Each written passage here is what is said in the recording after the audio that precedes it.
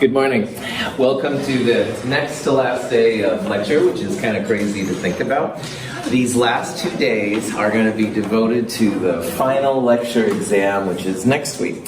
And like a lot of you did yesterday, and some of you will do today, the final lab kind of finishes out the lab part. And so now we just have the lecture part. And if you've taken me for Chem 221 or Chem 222, this final exam will be quite a bit different than the ones we took then. This final exam, which is over the entire year, is put out by a group called the ACS, and this is their cool little symbol on their website. And the ACS stands for American Chemical Society. And it's the largest professional organization, supposedly, in the world. So chemists of all different persuasions and places, both academics and industrialists, participate in the ACS, and they have these huge conferences. There's actually a Portland regional conference coming up, I think it's the week after finals week here in Portland, but anyway, one of the things that the ACS does is they make these types of exams, and they make them for a variety of different classes. They make an ACS exam for Chem 106, for example. There's one for the organic chemistry, Chem 243, physical chemistry, etc., etc.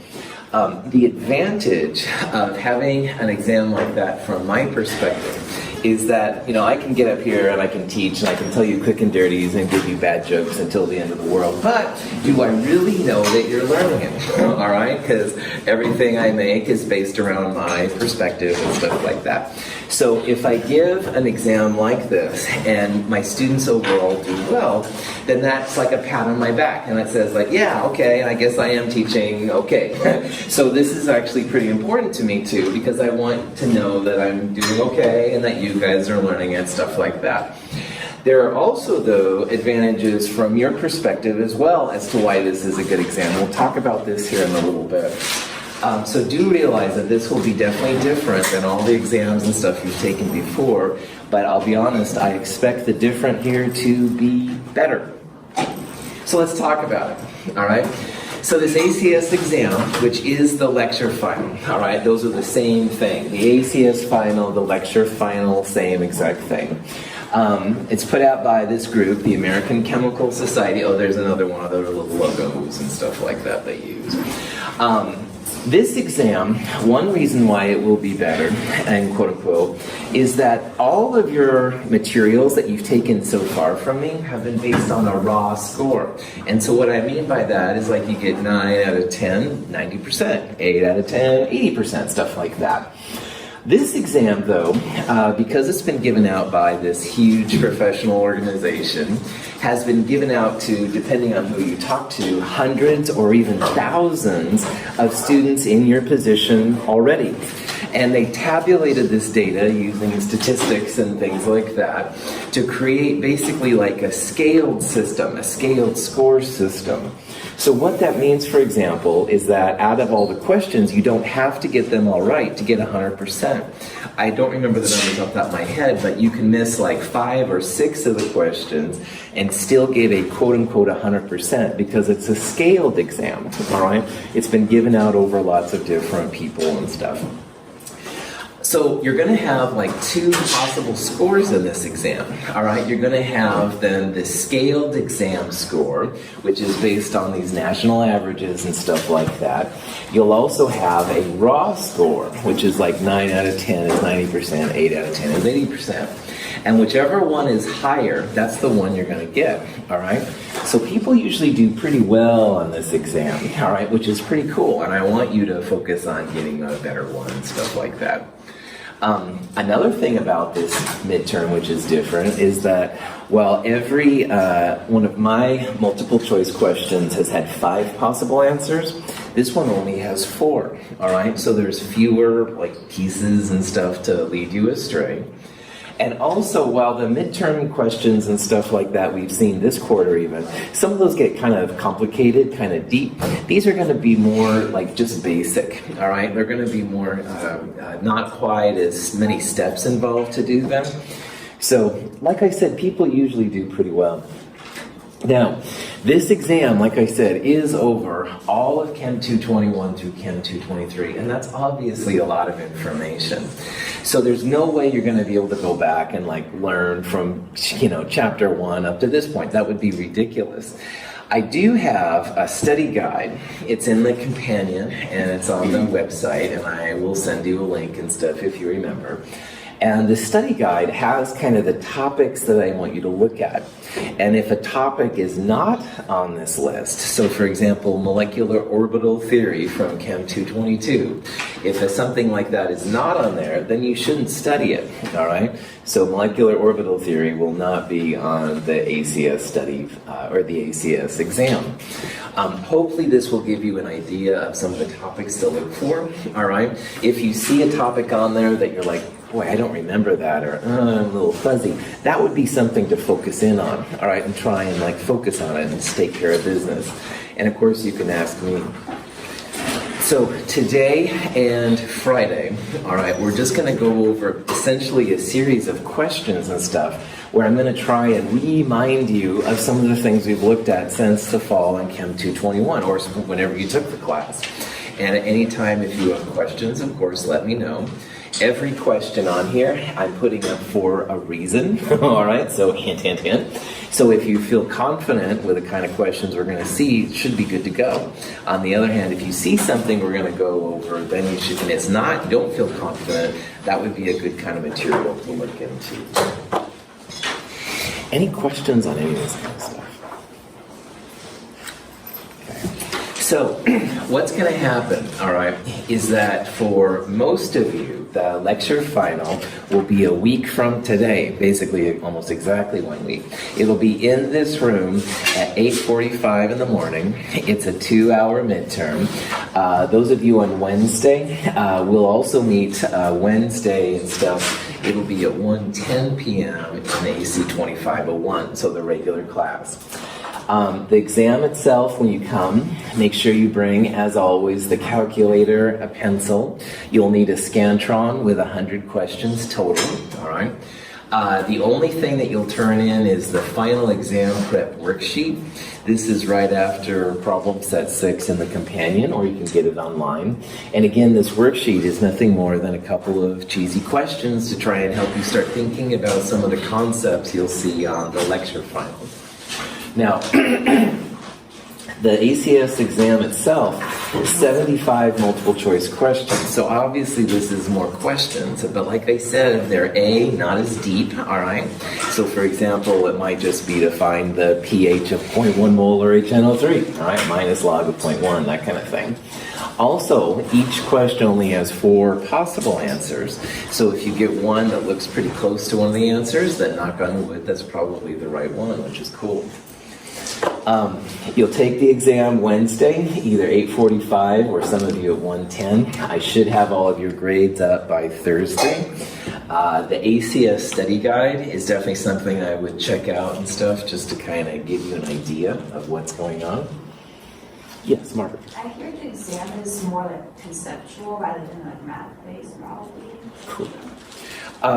I would say as the instructor, it's a mix of them, Margaret. But what I would also do is some of the people like in the tutoring area have taken the ACS exam before, and they might be better people, honestly, to talk to and stuff. Sometimes my teacher's perspective is different than what students experience. I dig it. George. What's that one time on Wednesday? So George, you're in section H1, so you'll meet with me Wednesday at 1:10 p.m. unless you really want to come to 1303. Yeah, that's right. Other questions? Well, all right. One more thing. If you look online, and I love it when you Google things, don't get me wrong. If you Google ACS exam Chem 223 or something like that, you will see like sample exams and stuff. People have made sample exams. However, I'm going to give you a big warning on those. Every year, the ACS creates a different exam. So the exam we're using is, for example, not like the current year's version. And the reason for it is that every year the focus of the exam changes a little bit. Some ACS exams have had a lot of biochemistry chemistry. Some ACS exams have had more environmental chemistry, and those are things we haven't really focused on that much. So if you do look things up online and you find a sample ACS exam and you see a bunch of stuff, you're like, what the? All right, don't panic. All right, this is just reflecting a different ACS exam than we're going to take. The types of ACS questions you're going to see are going to be really well aligned with the things that we've taken in this class. All right, through Chem 221 to Chem 223. So it's not that I would say don't do it, but if you do see questions that are weird or something like that, that's also understandable. Some of the ACS exams have been like only 1 hour exams too. There's a whole bunch of different variations. So be cautious, be conservative if you look things up online, because it may not be quite the type of thing we're going to see here. Questions on that? All right. So these next few questions and stuff that I'm going to go through with both today and Friday, all right, are just some of the concepts that you very well might see on the lecture plan, all right? So hopefully a lot of these things are going to be like, seriously like, come on, Russell, we've been through this already kind of things. But the goal, again, is just to kind of keep you up to speed and stuff with the types of concepts you might see. So as an example of that, here's a question from either Chem 221 or Chem 222, depending on what you think. It's a question about iron 58, and see if you can figure out which of those would be the best answer here.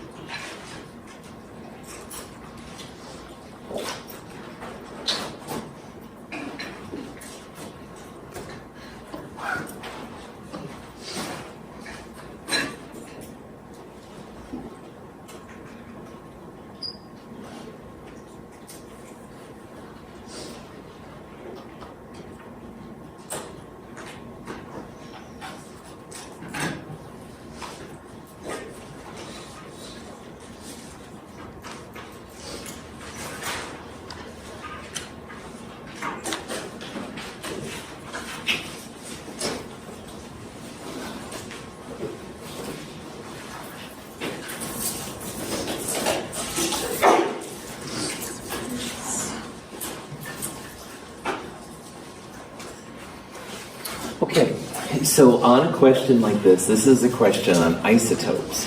And the 58 right there is going to be a key to figuring this out.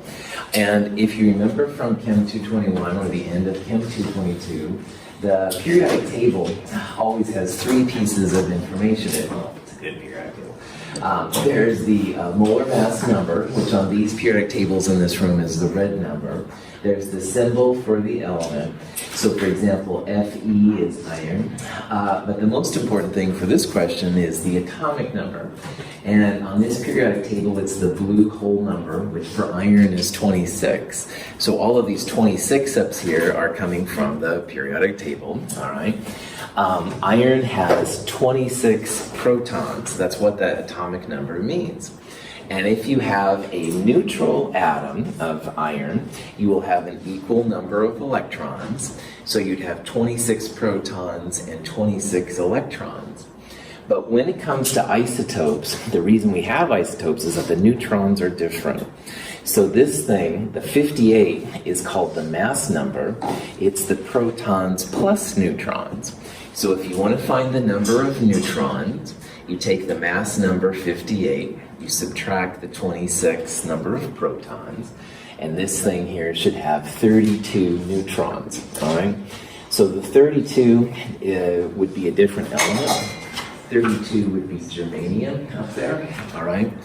And then the electrons, if you had more electrons than protons, that would make this a negative ion. It wouldn't be neutral.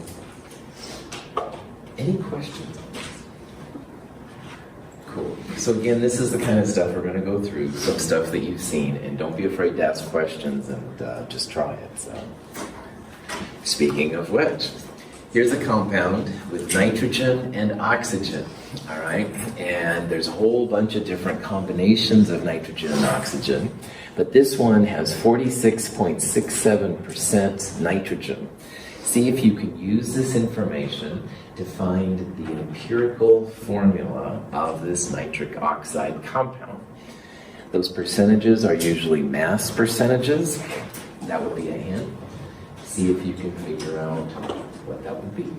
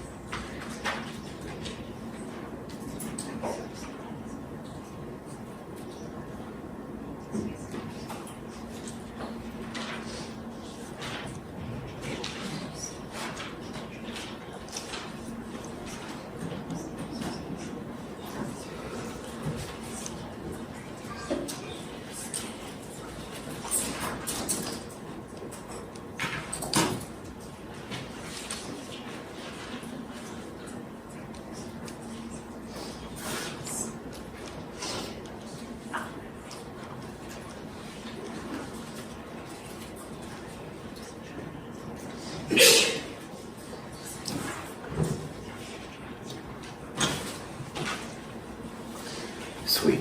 So almost always in chemistry, the percentages are based on mass. So like percent yield, actual yield, those are basically mass things. So what I would recommend on a problem like this is you just assume 100 grams. So then 100 grams would be 46.67 grams of nitrogen, and you'd have 100 minus 46.67 grams of the oxygen, the other component. But Hunter uses 0.4667, that's fine too, and then 1 minus 0.4667 would be the grams of oxygen either way. Formulas like this are based on moles, so we've got to do the grams to moles conversion for both N to O. And then when you get it, you want to make sure that the numbers are whole numbers, all right, especially for empirical formulas. So when you do this, it comes out to be B. Most of you saw that, well done. So again, what I did, again, is I assumed 100 grams, so I don't have to think too hard. 46.67, and then as it turns out, 53.33 grams of O. And then you turn them into moles. Again, 14.01 comes from the periodic table. So if you look under nitrogen, it's 14.0067, whatever. If you round it up, 14.01. And the same thing for oxygen. And you can see that the ratio is almost exactly 1 to 1, so that by essentially just if you round up to 1 sig fig, it would be NO, nitrogen monoxide. Any questions on this? Sweet. Here's an example of a problem. You're making ammonia, all right, and you have two quantities, hint, hint, going in. You've got so many moles of nitrogen, and you got so many moles of hydrogen. So see if you can use that information to see how many moles of ammonia will be created.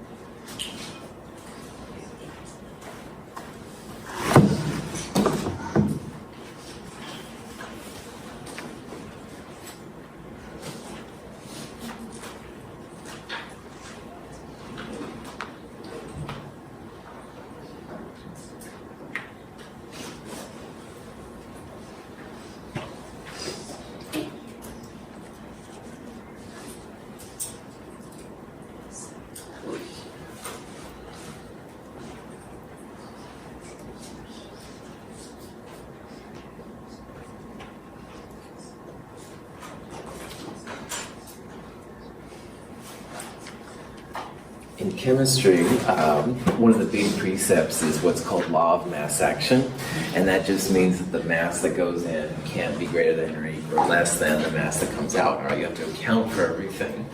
And so on one level, it's tempting then to say, oh yeah, okay, 10 moles and 25 moles feels like it might be 35 moles, all right? But that's not the way that these kind of problems work out. A mole is related to mass, but it's different. And the other thing is that if you assume that like all of the moles react, it'll be different than if you have a limiting reactant, and that's what we're dealing with right here. So you can see that 1 mole of N2 needs 3 moles of hydrogen. And we have 10 moles of nitrogen, all right? So if we had an exact amount of hydrogen needed to react with the N2, we would need 3 to 1 or 3 times this number, all right? And we do not have 30 moles of hydrogen, all right? We only have 25. So if you see like 2 reactant amounts, that's almost always going to be a limiting reactant problem. And it doesn't state it's a limiting reactant problem, but the hip chemist knows that if you see 2 amounts, then probably one of them will be in excess, and the other one, the important one, will be the limiting reactant. So in a problem like this, what I would do is I'd try and figure out the moles of ammonium that would be created by both reactants. So as an example, going from nitrogen to ammonia, it's a 2 to 1 ratio. So 1 mole of N2 will create 2 moles of ammonia. So if we have 10 moles of nitrogen, we should create 20 moles of ammonium, and that would be answer A. But because there are 2 reactant amounts, you really need to check both of them. So 25 moles of H2 if we wanted to convert that to NH3, we would use the stoichiometric factor, which means that 3 moles of H2 will create 2 moles of ammonia, or 25 times 2/3 is what you would do. And if you go 25 times 2/3, this is where answer B pops out. So B is what chemists call the theoretical yield. It's the maximum amount of ammonia that can be created. We would also call the hydrogen here the limiting reactant, all right? It's limiting how much ammonia can come out. Like you can see here, the hydrogen is creating 16.7 moles. That's less than the nitrogen is creating. So the smaller quantity is the theoretical yield. It stems from the limiting reactant. The N2 would be the excess reactant, which is something we talked about in Chem 221. And notice that you have to think about the stoichiometries. Like if you just look at 10 versus 25, it seems like, oh yeah, 10's a lot smaller than 25. That would be limiting. But not necessarily. It depends on these ratios of the different pieces in the balanced chemical equation. So, any questions? Yeah, George. So when we get a problem with this, we can do it for H2 and N2, and then whichever ends up with the least amount of moles is the answer? Exactly, that's right. That's the way I kind of am trying to push you towards it. There are other ways to do it, totally, George, but that seems to be the most efficient, in my opinion anyways. But it's not the only way to do it, and if you have your favorite way of doing it, do it. But yes. Other questions? This is important because if you work at a chemical company and you tell them, oh yeah, we'll make 20 moles of ammonia, but you can only at the maximum make 16.7, you're fired! So yeah, you got to be able to control these things. I remember we talked about percent yield and you don't usually make this much and stuff, so you've got to be able to give your boss or the employer or the company, whatever, an accurate amount of how much can be made. So this is pretty important. Anyway, questions? Good. Which of these would be the best conductor of electricity in aqueous solutions? Another term for a conductor of electricity would be an electrolyte. So see if you can think about which of these would be an excellent electrolyte. And we talked about this both in Chem 221 and in Chem 223 this term. One of those is a lot different than the other ones. See if you can figure out which one it is.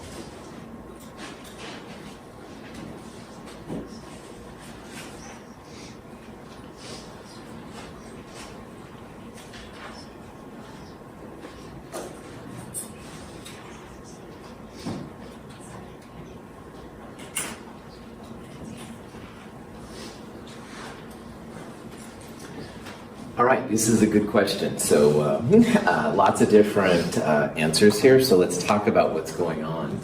So first of all of these up here are acids or bases, all right? So this is a question then that does incorporate both Chem 221 and Chem 223. Which of the ones up here is a base? NH3, that's right. NH3 is a base and stuff we've been using in the lab. The other ones are acids, all right? But it's not about acids versus bases here, all right? When it comes to acids and bases, we categorize them as two different types of strengths, all right? We talked about the strong acids versus weak acids, and the strong bases versus the weak bases. So let's go through here and see if we can figure out if these are strong acids or weak acids, or in this one case, strong base or weak base. What's the name of this acid? Acetic acid, that's right, that stinky stuff we've been using in lab. A lot of you used it yesterday, some of you used it today. Anyway, acetic acid, strong acid or weak acid? Weak, that's right. It has an equilibrium constant, a K sub A of 1.8 times 10 to the minus 5. I'm the nerdy instructor, you don't need to know that. But anyway, yeah, K less than 1, very reactant favored. H3PO4, what's the name of that acid? Phosphoric, I heard it, good. Say it loud, be proud, yeah. H3PO4 is phosphoric acid. Strong acid or weak acid? Okay, let's go through the list of strong acids just to make sure we're clear on that. All right, the 5 strong acids, all right? HCl, HI, HBr, HNO3, and HClO4. Is H3PO4 on that list? No, so it's a weak acid, all right? Again, that crazy 5 strong acids, 3 strong bases. Really important. So this is also a weak acid. Again, it's not HCl, HBr, HI, HNO3, or HClO4, weak acid, all right? NH3, is that a strong or weak base? Weak base. Weak base, that's right. The 3 strong bases, sodium hydroxide, potassium hydroxide, lithium hydroxide. Ammonia is not on that list, so it's weak. HBr, strong acid, good. HIO is hypoiodous acid. That's a very weird acid. Strong or weak? Weak. It's not one of the magic 5, all right? Notice that 4 of the 5 up here are weak, all right? Weak acid, weak base, and this one's a weak acid. Does that mean they'll have a K greater than 1 or less than 1? Less than 1, all right? A, B, C, and E, if you looked them up, would have a Ka or a Kb, which was a lot less than 1. So that means they're going to be very reactant favored. So for example, for acetic acid, you would write acetic acid plus water, making acetate plus hydronium. And it's the acetate and hydronium that have charges on them. You can't conduct electricity unless you have things with charges on them. So A, B, C, and E won't have a lot of charges. They won't have a lot of electrolytic power because they're weak. Most of them will stay in the molecular form, like NH3 plus water will be much more prevalent than NH4 plus and hydroxide. Only HBr is going to dissociate 100% in water, and that's what makes a strong acid, or the strong bases strong bases. You really don't have any HBr in water. It's all H plus or H3O plus and Br minus. So you have a lot of ions in there. The strong acids and strong bases conduct electricity really well, all right? It's like sodium chloride even and stuff like that. They're 100% dissociated. The more ions you have, the stronger the reaction, the better it's going to conduct electricity. So strong electrolytes and strong acids and strong bases, they all will conduct electricity really well. And to conduct electricity, you can have just regular ionic compounds. So like sodium ions and nitrate ions are very water soluble. They would conduct electricity well too. But man, all the strong acids and strong bases will conduct electricity really well. Any questions on that? Yeah. If we were to have on E a strong base, would we just try to calculate both their charges? Oh, So first of all, on the ACS exam, that would be out of bounds kind of question, all right, to know that. Honestly, that would be a tougher one to find. We'd have to find like a percent ionization, and to ground, they're both in the high 90s, if it was like sodium hydroxide versus HBr. So you won't see questions like that, I'll be honest. But if you had that kind of question, yeah, you'd look up something like, there's like ionization percentages you can look up with these, and we haven't really talked about that, but the larger percentage would be that. Most of these are like 99% plus, but which one would be higher, I'm not totally sure myself. Good question. Other questions? Outstanding. Net ionic equations is something that I've been pushing subtly in the QA1 and QA3 labs because it will be something that you'll see next week a little bit too. So I'd like you to try and find out which of those represents the net ionic equation for potassium hydroxide and iron 2 chloride, making iron 2 hydroxide and potassium chloride. So see if you can use that information to see which of those would be the net ionic equation, or net ionic reaction, which is the same thing.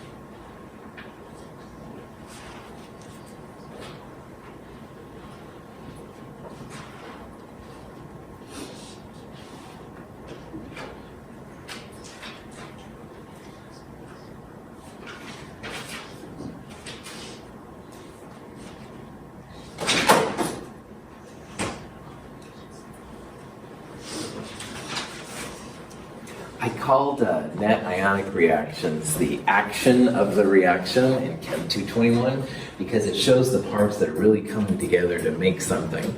And in this reaction, what it's saying is that potassium hydroxide, KOH, and iron 2 chloride are combining to make iron 2 hydroxide and potassium chloride. Now, anything with a K, always AQ. And chloride is usually AQ as well, unless it's with silver, mercury, or lead, the group 1 cations. But hydroxides are usually insoluble, unless they're with K, so stuff like that. So you can probably figure out then that this thing is going to be a solid, it's insoluble.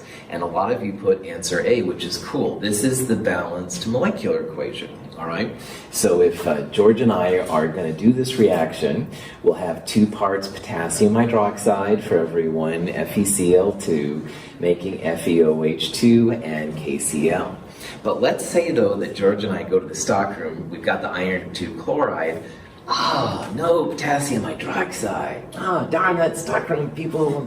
Marie, I'm just giving you a bad time. I'm not being serious. Anyway, if we don't have potassium hydroxide, we may be okay because potassium is a spectator. It isn't involved in the chemistry.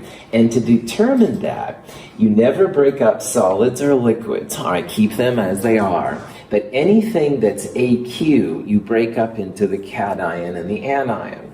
So really you don't have KOH, you have K plus and OH minus. And you don't really have FeCl2, you have Fe2 plus and 2Cl minus. What you want to do is go through and find pieces that are on both sides of the equation in aqueous compounds.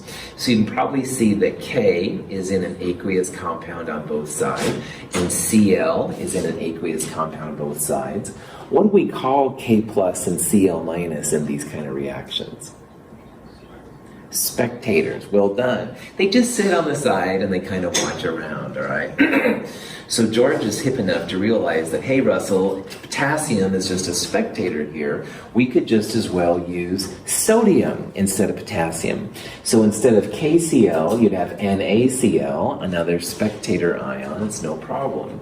So if you pull out the K plus and the Cl minus, you end up with what is truly the net ionic equation, all right? It's the hydroxides and the iron 2 plus making FeOH2. The chloride and the potassium literally are spectators, so you don't have to use those. That's why it's cool to substitute KOH for NaOH or LiOH, another spectator. And instead of FeCl2, you could probably use like FeBr2 or something. Just have the iron there, but with a different source. And as a chemist, this is kind of important, because inevitably the chemical you want is not present. This is a way to work around it. Any questions on that? Fun just keeps on going. What's the molarity or concentration of this sodium carbonate? We've got 6.73 grams in 250 milliliters of water. There's the molar mass, don't have to calculate it. What's the molarity?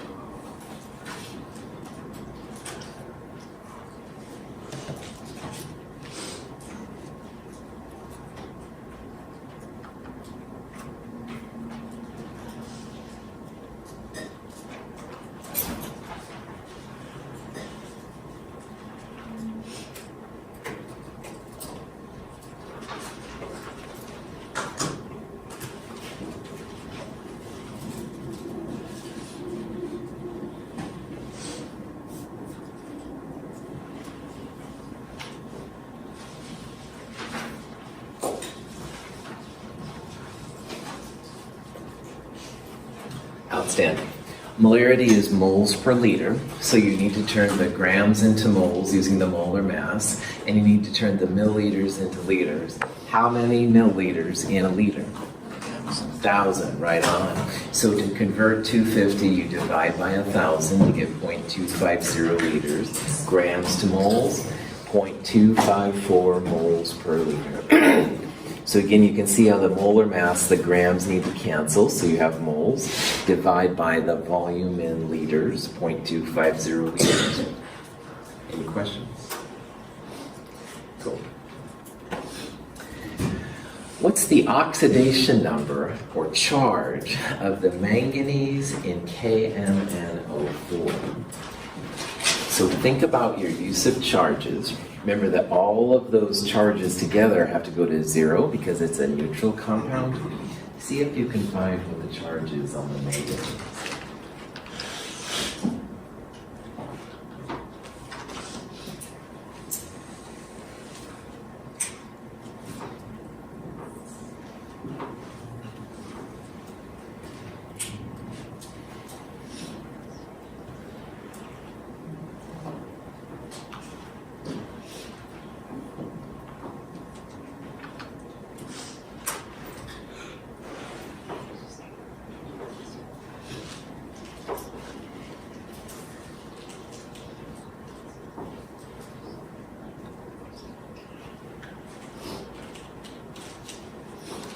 Excellent. So oxygen's usually -2, potassium, like sodium, usually +1. So it's like +1 plus whatever manganese is, +4 -2 oxygens, and all of that equals the charge on the compound or ion, if any. And this is neutral. So it's like +1 plus X minus 8 equals 0. Solve for the X. And almost everybody saw it was +7. Well done. So again, you can use this kind of math thing if you want to. If there was a charge, you would just put the charge right there instead of 0. Any questions on that? Good. I'm going to show this question. We may not have enough time to do it formally, but this is a lot like what we have done. If you wanted to find the enthalpy for a reaction like this, remember it's almost always the enthalpies of the products minus the enthalpies of the reactants. And you can see here that there's 3 enthalpies given, but there's no enthalpy for oxygen. Why is there no enthalpy for oxygen? 0, that's right. It's an element in its standard state. So see real fast if you could figure out the enthalpy. If you can't, it's all right. I'm running out of time.